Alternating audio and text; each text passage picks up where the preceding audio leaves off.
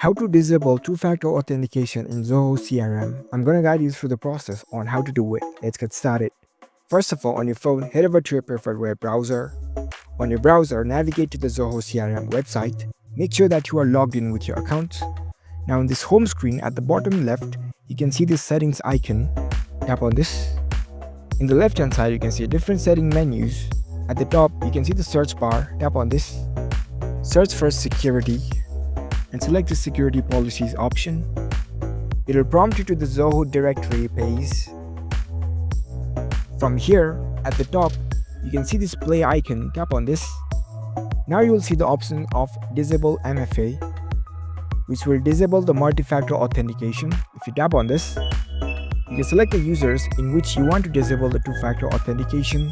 So tap on the user option. Select the user that you want to choose. Now select disable option. Reconfirm your disable, and that's it. The multi-factor authentication has been disabled successfully. If you found this video helpful, don't forget to give this video a thumbs up and subscribe to our channel for more tech tips. Thank you for watching.